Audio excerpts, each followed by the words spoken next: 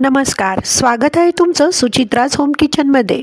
आज आपण बनवणार आहोत ढाबा स्टाईल लसुनी मेथी।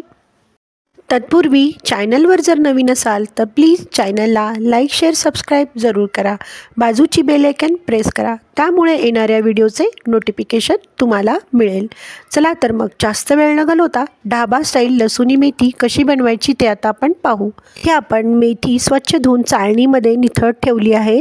गॅसची फ्लेम ऑन करून गॅसवर एक कढई ठेवली आहे। कढईमध्ये एक छोटा चम्मच तेल घातले आहे।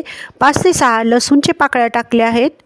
स्वच्छ धुवून निथळत ठेवलेली मेथी टाकायची आहे।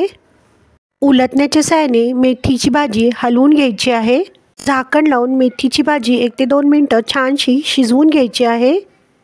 शिजवलेली मेथीची भाजी एका प्लेटमध्ये काढून घेतली आहे। लसुनी मेथी बनवण्यासाठी इथे आपण अर्धी वाटी डाळ्या, अर्धी वाटी शेंगदाणे, 1 ते 2 चमचे तीळ घेतले आहेत। एका मिक्सरच्या भांड्यामध्ये सर्व साहित्य घालून घ्यायचे आहे। थोडे पाणी टाकून मिक्सरला 1 ते 2 मिनिटं छानसे वाटून घ्यायचे आहे। हे तुम्ही पाहू शकता, इथे छान पेस्ट तयार झाली आहे। गॅसची फ्लेम ऑन करून गॅसवर एक कढई ठेवली आहे। कढईमध्ये 1 मोठी पळी तेल घातले आहे। अर्धा चम्मच जिरं टाकलं आहे। उभ्या चिरून घेतलेल्या हिरव्या मिरच्या टाकल्या आहेत। 1 तमालपत्र आणि दालचिनी टाकलं आहे। बारीक चिरून घेतलेला कांदा टाकला आहे। कांदा छान तेलामध्ये परतून घेतला आहे।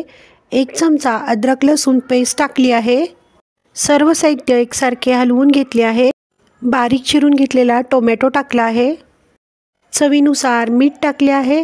अर्धा चमचा हळद टाकली आहे। 1 चमचा लाल तिखट टाकला आहे। 1 चमचा धना पावडर टाकली आहे। 1 चमचा गरम मसाला टाकला आहे। मिक्सरला वाटलेली पेस्ट टाकायची आहे।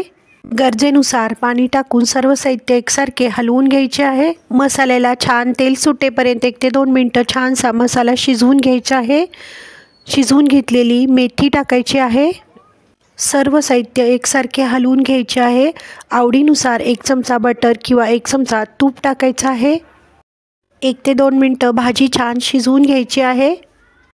खाण्यासाठी तयार आहे ढाबा स्टाईल लसुनी मेथी। लसुनी मेथी तुम्ही पराठ्याबरोबर, गरम चपातीबरोबर खाऊ शकता। व्हिडिओ आवडल्यास व्हिडिओला लाईक, शेअर, सबस्क्राईब जरूर करा। कमेंट बॉक्समध्ये कमेंट करायला विसरू नका। पुन्हा भेटूया अशाच नव्या रेसिपीसोबत। व्हिडिओ पाहिल्याबद्दल धन्यवाद।